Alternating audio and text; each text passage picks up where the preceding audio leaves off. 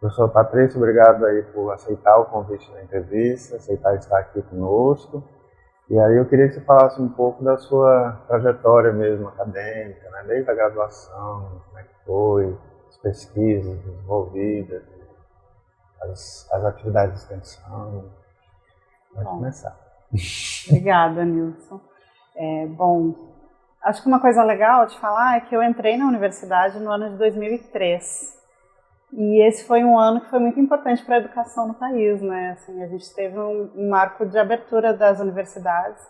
E eu venho de uma periferia da região metropolitana de Porto Alegre, que a educação, o ensino superior, ele não era um caminho tão acessível, né, para a gente, mas na minha família, meus pais estimularam muito a educação. Então, esse trabalho de formação da gente veio desse momento assim muito específico no país, que abriu para pessoas da periferia estarem também acessando a universidade, né? Aí eu fui estudar na Universidade Estadual do Rio Grande do Sul, no curso de Meio Ambiente, porque também tinha uma gana de querer mudar o mundo, né? A gente passa por várias fases da vida, né? E essa para mim foi muito forte. E aí na universidade, não somente na universidade, em movimentos sociais também, eu acabei buscando muito esse diálogo com, me entendendo enquanto comunidade, né, enquanto sociedade, enquanto movimento social também. Então fui atrás disso, tanto na área ambiental quanto com a questão racial. De alguma maneira isso me interpelou também, né, durante a graduação, durante a pós-graduação também na URGS, em desenvolvimento rural. Que foi onde eu comecei trabalhando com agroecologia, e fui para o caminho que me pareceu assim que era necessário atuar com movimentos sociais vinculados à cultura e ao movimento negro, né? Pensando essa dimensão de desigualdades sociais junto às comunidades quilombolas, principalmente. É aí que eu começo a trabalhar com as comunidades quilombolas, né? Só um minutinho, eu esqueci de um detalhe. O ar-condicionado. O ruído. Desculpa. Tá, não, tranquilo. Deixa eu te perguntar, é melhor eu olhar pra onde? Pode olhar pra mim, não tem nada não. Tá bom. A gente tá conversando, né? Sim. Aí eu não sei se a gente retoma. Quer que eu refaça? Melhor, porque tava com aquele ruído aí, né? Do ar-condicionado. Desculpa, viu? Não, tranquilo. Deixa eu pensar para onde a gente começa. Bom, começa da graduação, né? Tá. Então, eu entrei na universidade em 2003, e eu estava muito... foi um momento, enfim, que no país a gente estava vivendo uma abertura, né, um outro momento político também, e a gente teve uma possibilidade de ampliação do ensino superior no Brasil, né, e coincidiu com esse momento que eu estava entrando na universidade. Então, como eu vinha de uma periferia da região metropolitana de Porto Alegre, e tinha muito esse interesse, essa gana de estudar, de pesquisar, de conhecer as coisas, de querer saber mais, né? Mas do ambiente que eu vim, isso não era um caminho muito comum, não era muito...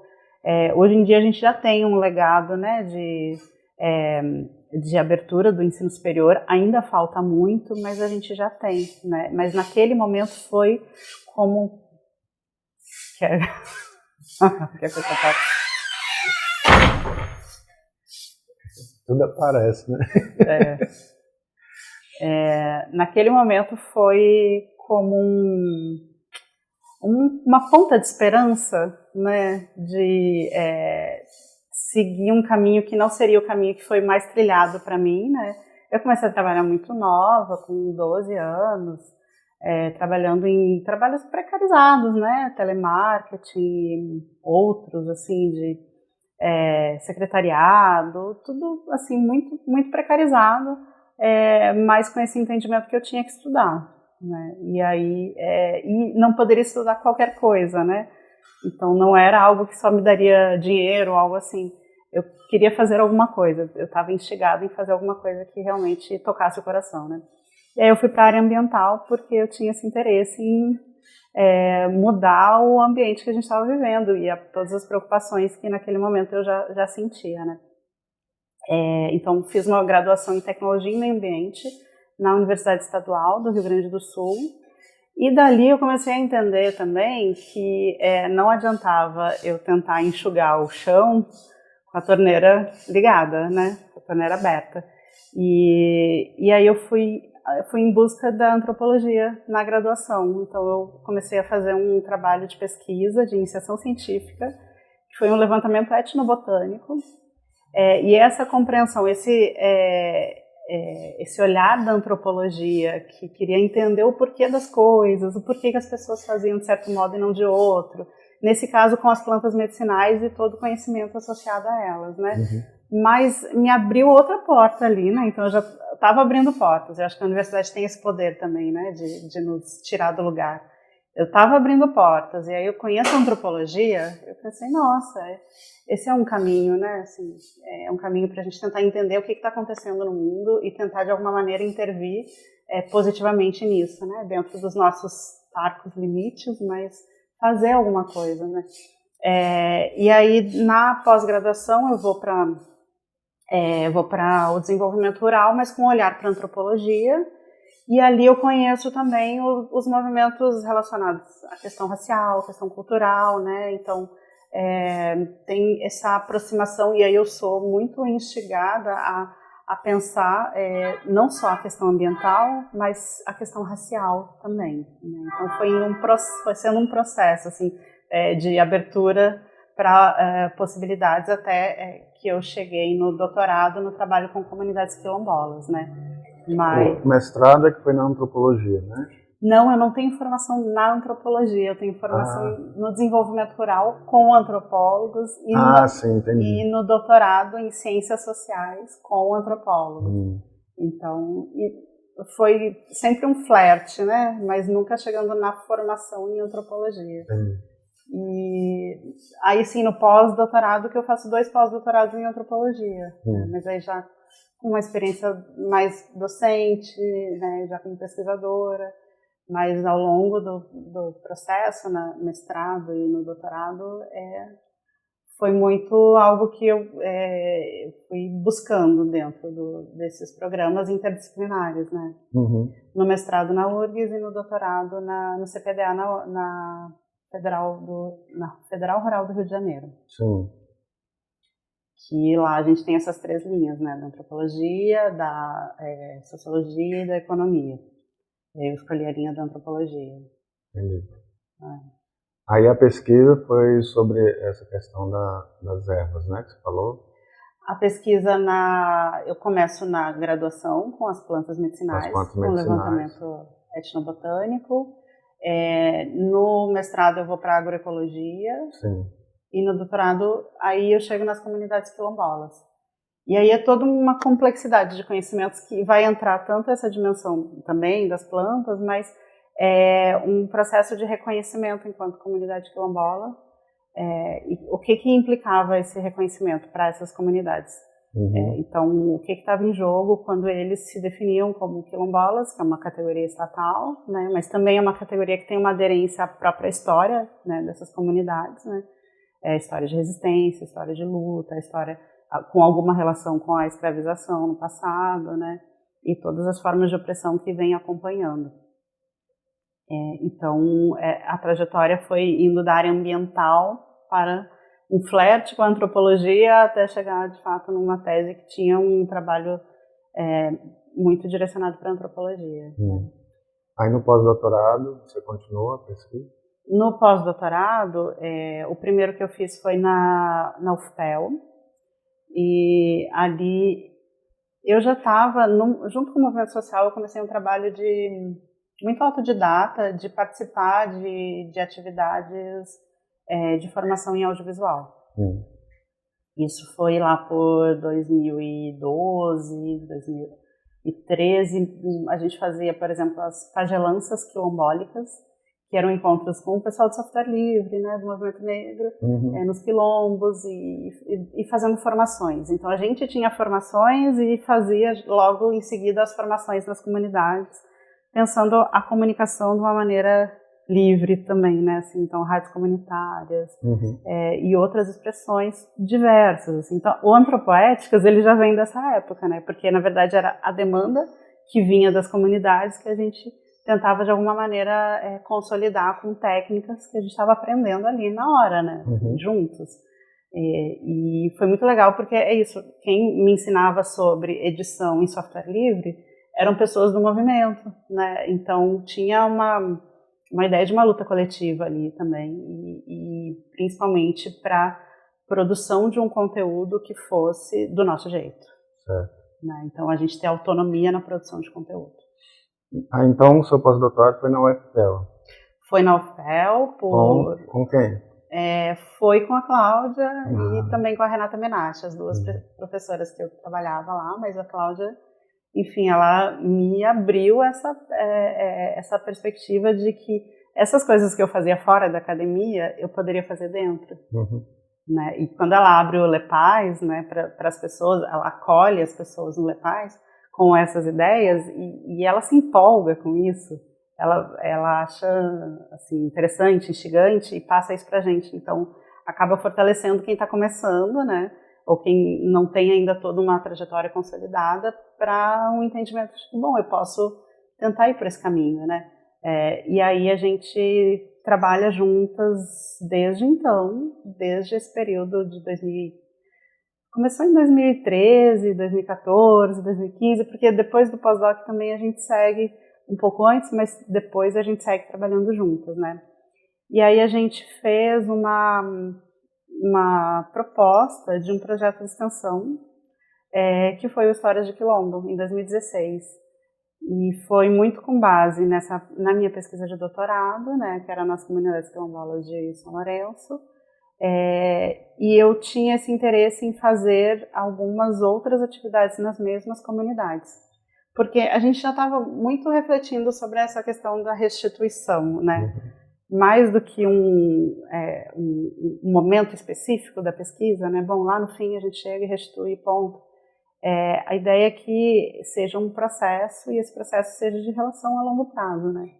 Tanto que essa mesma comunidade, que o Histórias de Quilombo começou em 2016, é a comunidade que agora a gente lançou um livro de fotobiografias, quase 10 anos depois, que foi fruto de uma pesquisa posterior na mesma comunidade, pensando as imagens, né? Então, desde aquela época a gente está falando e conversando com as pessoas sobre o reconhecimento e a valorização da comunidade pelas imagens, né? Então, inclusive nessa perspectiva de mudar estigmas, né? Os primeiros anos do Histórias de Quilombo, a gente fez atividades, por exemplo, de fazer um calendário com as mulheres. Então, aquele momento de fazer uma foto bonita e colocar isso num calendário e distribuir na comunidade, foi muito legal de ver a reação delas, né? De se ver sendo fotografado por alguém de uma maneira um pouco mais profissional, né? Então, por um outro ângulo e por esse ângulo positivo, né? Então, foi muito interessante esses primeiros resultados e a gente sempre fica, quase assim, não é uma desculpa para continuar uma relação, uma maneira de manter o vínculo, né? Um vínculo que a gente quer manter também. Então, se eu fico muito tempo sem ir lá, eu tenho saudade, né? Assim, não é só, é uma relação dos dois lados, assim. E aí a gente fica buscando ideias para manter essa relação e as imagens vão catalisando isso, né? As imagens vão trazendo essas ideias. Então, nós fizemos a fotobiografia agora, a gente fecha um ciclo, e aí eu já conversei com uma das lideranças lá, que é a Dona Eva, perguntando: Dona Eva, o que a gente vai fazer agora? O que a senhora quer fazer agora? E ela já me dá 1000 ideias, e eu já trago ideias para ela, e a gente começa a pensar os próximos projetos, né? Então tem sido assim, o Rincão das Almas é um exemplo, eu acho, assim, dessa relação a longo prazo, justamente nesse sentido de pensar o vínculo que as imagens trouxeram também, né? Porque a gente vai se renovando nesse processo, né? Então, e a Dona Eva tem 78 anos. Então, ela que nos traz essa fonte de energia também, né? Assim, bom, se a Dona Eva quer, a gente tem que fazer, né? Assim. Com certeza. Só um minuto. Vocês querem pegar água? Vai pegar, bem rapidinho. Oi.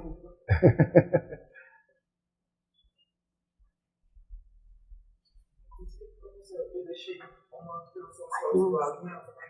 Para as professoras verem. Foi isso. Ah, quero ver. Enrolado no papel craft. Aí, se caso terminar e a gente tiver aqui ainda, se quiser mostrar. Tá bom, beleza. Making off, tem uma mosquinha aqui. Ela estava aqui perturbando também.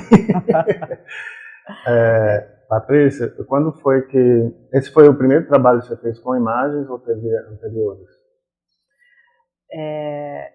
Os primeiros foram numa pesquisa... Não, os primeiros foram pelo movimento mesmo, eu participava de uma rede, que é a Rede Mocambos.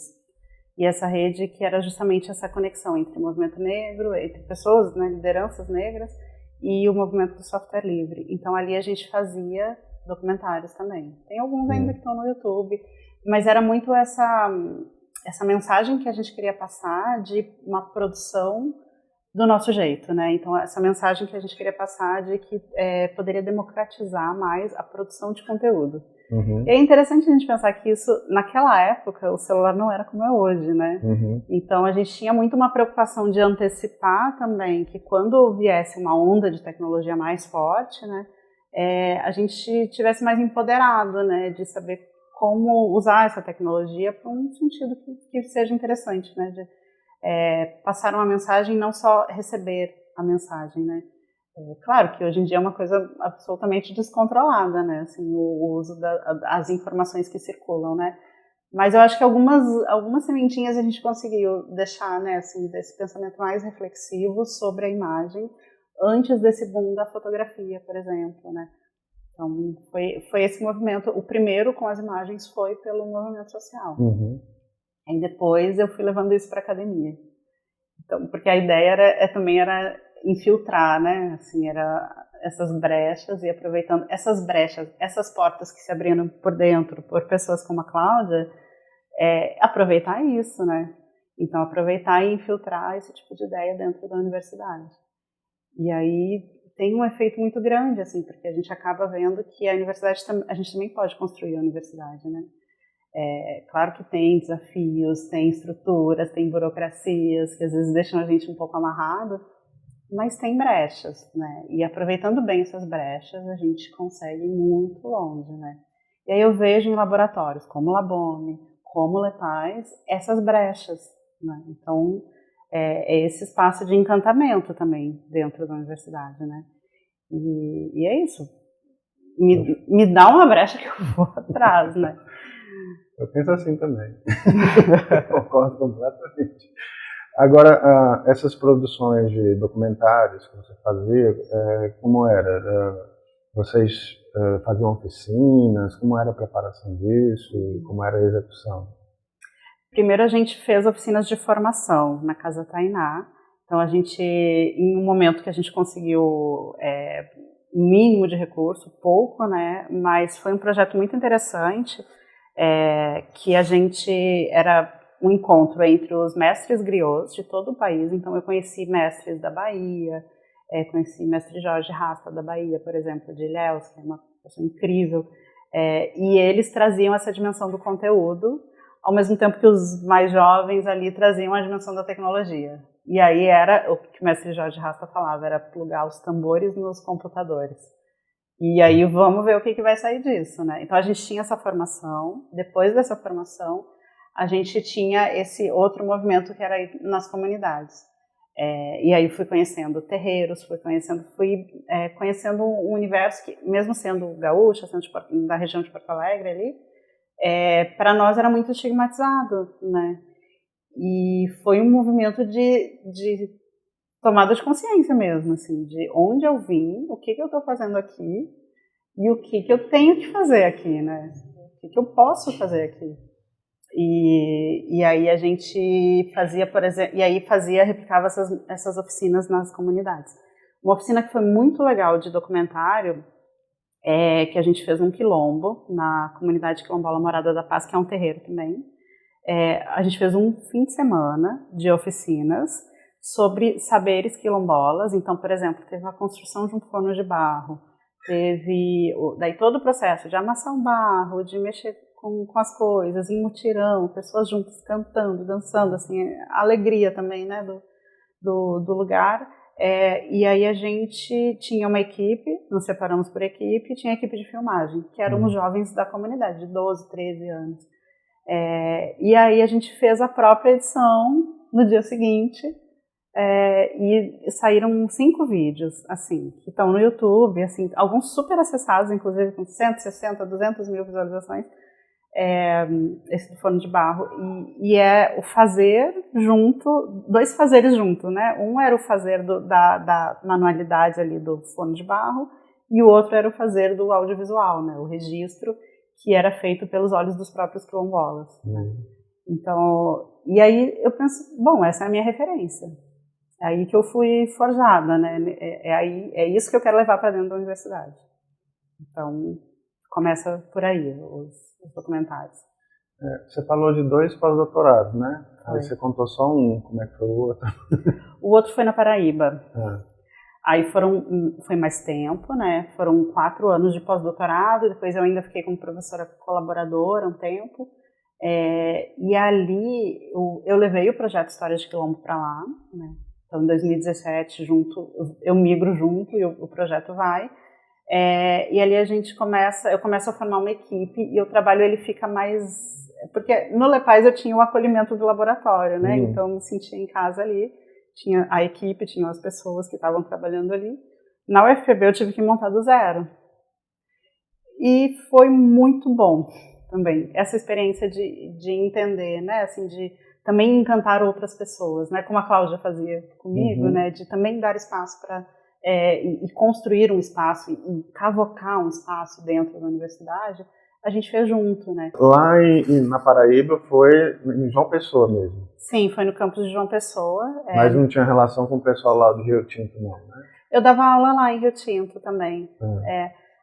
Porque lá a antropologia, ela está nos 2 campos, após, né? A gente tem a graduação em Ciências Sociais em João Pessoa, a graduação em Antropologia em Rio Tinto e após nos 2 campos. Então eu dava aula nos 2 cursos. E dei aula em outros cursos também, Engenharia Ambiental, aula de Antropologia e Engenharia Ambiental, Relações étnico-raciais também. Mas na pós a gente acabava juntando os 2 campos. E lá em João Pessoa eu tive uma parceria muito importante, que foi da Aline Paixão, que era aluna de mestrado na época, e ela é quilombola. E ela vem de Mituaçu, que é uma comunidade ali próxima de João Pessoa, no município vizinho. E aí a Aline me leva para Mituaçu, porque eu estava muito interessada, empolgada, né, vindo do Lepais, em fazer e seguir a mesma toada, né. E a Aline, primeiro entendendo, né, assim, com toda a responsabilidade que ela tinha de levar pessoas, né, para a comunidade, assim, pessoas que sejam responsáveis também. Mas ela confia em mim e me leva para lá e a gente começa a fazer oficina de audiovisual. Aí lá a gente trabalha com o pessoal do EJA, tanto o EJA quanto as crianças no 5º ano, né, na escola quilombola.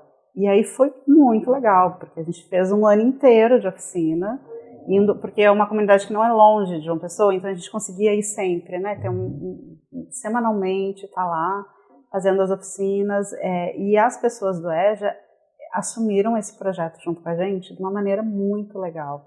Então eles eram os operadores de som, eles faziam as entrevistas, eram os entrevistados, a gente fez todo esse processo de pensar quais os temas, foram muitas atividades junto com eles, assim. Então a gente criou um grupo ali também com a comunidade e fizemos o documentário Gramame, um Rio de Histórias. Então foram 2 anos, na verdade, assim, de oficinas, né? Gramame, um Rio de Histórias, e a gente tinha muito material também, assim, porque a gente fazia isso de registrar muito, né, até mesmo sem ter um planejamento ou não conseguindo dar conta do planejamento. Até porque os nossos equipamentos eram bem limitados e o nosso conhecimento técnico também, né, assim, nessa coisa de fazer muitas coisas ao mesmo tempo, acaba que a gente não consegue dar conta de tudo, né. Eu chamo de cinema de guerrilha. Exatamente. E aí às vezes consegue o gravador de áudio, às vezes não consegue, às vezes consegue a câmera, às vezes não consegue. Nisso a gente conseguiu aprovar um projeto pelo CNPq, relacionado às metodologias e às práticas dos fazeres sensíveis, né? Então a gente vai indo para outros caminhos também, de acordo com o que os estudantes de EJA nos trazem como pontos a conversar sobre a memória. Então o fuxico, o bordado, o desenho, as plantas medicinais, elas vêm como esses dispositivos para olhar para a memória, né? Para olhar para a comunidade. Por exemplo, no bordado, a gente fez um bordado que era um mapa da comunidade, com pontos importantes ali. E aí é isso, pensar uma grafia também, né? O bordado como uma grafia. Quando elas bordam uma bananeira, por exemplo... Uma cartografia social, né? Bordada. Tem alguns trabalhos bem interessantes, as arpilheiras, né? Por exemplo, que elas fazem isso de bordar a memória, às vezes bordar as dores também, né? Bordar aquilo que tu não consegue falar, né? E ali a gente bordava a alegria também, porque era muito divertido, tinha cantoria, a gente começava a descobrir mais sobre as mulheres. Por exemplo, que tinha uma mulher cordelista, que tinha cordéis de 10 anos, lindíssimos. Aí a gente começava, né, a pensar, não, quem sabe, vamos publicar esses cordéis? Quem sabe, vamos fazer um evento para apresentar esses cordéis? Então, as coisas foram indo a partir dessa relação com o grupo, que a gente chamou de Fuxiqueiras do Bem, porque a gente fazia todo tipo de fuxico ali, mas era um fuxico bom, né? A coisa de se fortalecer também e de ter uma relação. Contava, enfim, fofoca, mas também trazia a memória e a história da comunidade, né? E disso a gente fez mais um documentário, que é o Raiz Farinha e Beiju, que foi de materiais que a gente produziu nesse começo, lá em Ituaçu. E aí, quando veio a pandemia, a gente foi olhar todo o nosso banco de imagens, entender melhor ele e ver se aquilo que a gente tinha planejado como documentário funcionaria. E a gente viu que sempre faltava alguma coisa, alguma imagem. Aí, no Raiz Farinha e Beiju, a gente teve uma estratégia de pedir para a comunidade gravar, porque era pandemia, a gente não poderia fazer isso, né? Mas eles gravarem algumas cenas complementares. E aí foi muito interessante, assim, porque foi, tipo, o neto, tudo relacionado à escola, né? A professora, o filho dela e o avô, que era a pessoa que trabalhava na casa de farinha, fizeram a gravação. Então o neto gravou o avô. E aí a gente conseguiu finalizar esse documentário, que ficou bem legal, é um curta. A gente ainda tem material que não foi trabalhado, mas aí nós paramos para pensar, assim, também vamos fazer uma coisa mais estruturada. E nisso, o História de Quilombo se ampliou para Coremas, no sertão da Paraíba. E ali a gente já estava também um pouco mais organizado enquanto grupo, um grupo que continuou trabalhando junto, né? Tem a professora Aina Azevedo também, que é super, super parceira. E aí, em Coremas, foi esse caso contrário, né? A comunidade nos procurou, porque ela tinha uma demanda concreta de fazer um laudo antropológico. A gente faz esse laudo antropológico, a Aline também está junto. E aí a gente vê a possibilidade de fazer o audiovisual lá, né? Agora sim, de uma maneira mais estruturada, com uma equipe. A gente chegou a contratar 60 pessoas no total. Então foi uma equipe muito legal também, basicamente paraibana, né? Muitas pessoas da Paraíba. Teve recurso da Lei Paulo Gustavo, que mostra que o incentivo às políticas culturais é super importante, né? E aí a gente fez o lançamento dessa série esse ano, nas comunidades, com telão, com pipoca, com festa. Foi muito bonito, teve um retorno muito legal da comunidade, né? E agora a gente está no processo de distribuição dessa série. Você falou também do longa, né? E o longa, porque a série ela tem um formato que ele é um pouco mais televisivo também, ele é mais... A gente consegue apresentar todas as 3 comunidades que tem lá, apresentar não é só a questão do tempo, mas a organização da montagem, que a gente consegue circular mais, né? O longa, a gente está num processo criativo mais imersivo, assim, de olhar, de mais focar em algum ponto, para depois fazer uma proposta narrativa a partir desse ponto, que a gente está olhando muito para os seres invisíveis, né? Que no caso, a sereia. O que a sereia nos conta da história da comunidade, que foi inundada, o que a sereia nos conta também do fato de que depois que a construção começou, ela parou de aparecer.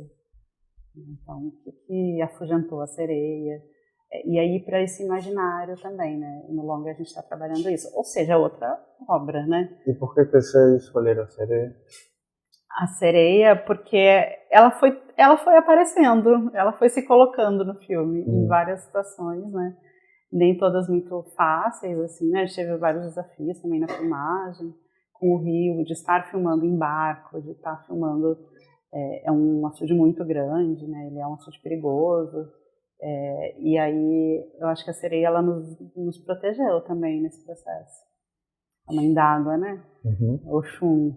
Sim. Então, eu acho que ela apareceu para nós, assim. Então, a gente tá deixando isso acontecer. Aí a gente já agora está num processo de laboratório também para o longa, né? Então a gente participou do Fronteira Sur agora há pouco tempo, laboratório de desenvolvimento, e também ano passado do Festival de Brasília, e foi muito legal o retorno, ganhamos já alguns prêmio de desenvolvimento, né? Então a finalização do longa, então já temos algum recurso aí para fazer todo esse processo que ainda vai demandar, acho, esse ano aí para finalizar o longa. Como é que você faz com relação a questões éticas, com relação ao uso da imagem? Você tem algum tipo de metodologia para isso? Em Coremas foi muito tranquilo isso, porque as pessoas já conheciam a gente por conta do laudo e do trabalho de assessoria para as comunidades em situações de perda de direitos, então eles já conheciam muito a gente, né? Desde 2020, eu acho que quase todos os dias eu converso com alguém de Coremas, pelo WhatsApp, né, que é a comunicação mais fácil, mas para resolver alguma questão ali grave de invasão de território, de abuso de autoridade, enfim. Então, eu acho que eles entenderam qual é o grau de parceria que a gente tinha antes do filme acontecer, né? Então, quando vem o filme, quando eu faço a proposta, primeiro as pessoas pensam, como assim, será que vai dar certo? Aí tem um voto de confiança aí também. Teve um voto de confiança e uma responsabilidade que eu acabei assumindo, né? Se tem esse voto de confiança, eu tenho que ir até o fim agora. E aí funcionou muito bem. A gente fez todos os procedimentos, né, de termo de consentimento e tudo mais, explicava muito para as pessoas como é que funcionaria. E, claro, explicar não é a mesma coisa que ver no final, né? Então a gente teve um processo também de apresentar os primeiros cortes para as comunidades todas, para os principais interlocutores. A gente fez mais de uma apresentação para eles entenderem como era o processo. Quando a gente gravava, eu já ia mostrando também, mas aí eu explicava, né? Olha, isso vai ser outra coisa, né? Assim, a gente vai juntar tudo. Então foi uma conversa muito de perto que a gente teve. Com todos os protagonistas, e eles, por sua vez, foram também nas comunidades trazendo essas informações. A gente contratou também algumas pessoas das comunidades, porque a gente entende que é o tempo deles, né, é o trabalho, de certa forma, deles, e como a gente estava numa situação que a gente poderia, né, fazer essa contratação, por ter conseguido o recurso, nada mais justo que fazer, e a gente também que fazer isso, e a gente também buscou contratar para todos os serviços possíveis do filme as comunidades, né? Então, eu acho que eles entenderam também tentar ter uma transparência, né, em relação a tudo, inclusive em relação aos desafios e os limites, né? Por exemplo, agora na distribuição demora, a gente tem toda uma negociação, né? Então as pessoas têm que esperar, então tem uma certa ansiedade, querem se ver, onde é que vai se ver.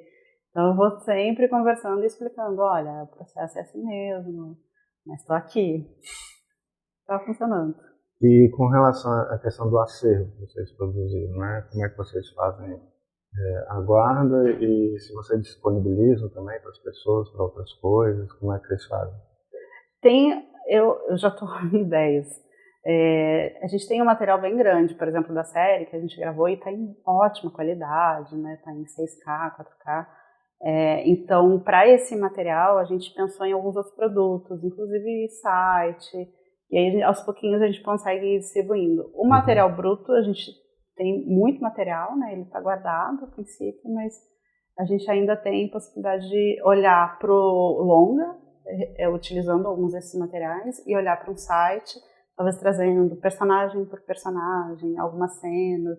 Dá para pensar muitas coisas por muito tempo com esse material que a gente tem, né? Então ainda está em aberto isso. E quando você vai para a Unila, como é que fica o projeto, essa proposta? Eu tenho conseguido fazer pesquisa lá ainda em Coremas, então em determinados períodos do ano eu consigo ir, consigo fazer. Muita coisa a gente, como já tem uma relação mais estreita, a gente acompanha, né, online ou outros canais de comunicação, e porque a relação já está estabelecida, né, assim, de certo modo, essa confiança ela já foi testada e retestada e tem continuado, né. Mas, claro que algo sempre tem que ser retroalimentado, né? Mas eu tenho seguido fazendo, eu tenho uma dificuldade muito grande de desapegar dos lugares, né? Então, continuo indo no Rincão das Almas, continuo indo em Coremas. Acaba demandando muito da gente, assim, fisicamente, mentalmente, mas a princípio está funcionando. E tem um projeto já em vias de organização, que é de um outro documentário no Rincão das Almas. Então lá você deu continuidade, né, esses projetos, mas teve outros que surgiram, assim, outros projetos, outras propostas? Tem surgido algumas demandas, mas a gente tem ido com calma. Surgiram muitas demandas nas comunidades ao redor de Coremas, porque o burburinho do filme, ele circulou, né? Uhum. Então, e é isso, né? A gente se vê na tela de uma maneira que é diferente de tudo que de outras formas te colocaram, né, visualmente, tem um efeito importante aí, né? E aí, logo depois do lançamento, muitas comunidades queriam fazer documentários. Só que a gente não tem pernas para tudo isso, né? Então, porque é isso, foi uma relação que começa em 2020, a gente terminou a série em 2025, 5 anos, né? E muita dedicação, né? Até porque não é fácil acessar um edital. Para conseguir um edital, a gente teve que se submeter para 20, né? Sei bem o que é isso. Então, imagina se a gente multiplicar isso em muitos, né? E como eu estou na Unila agora, eu estou no Paraná, tem comunidades de lá também que eu tenho trabalhado com as plantas medicinais, que esse é um tema muito importante para mim, né?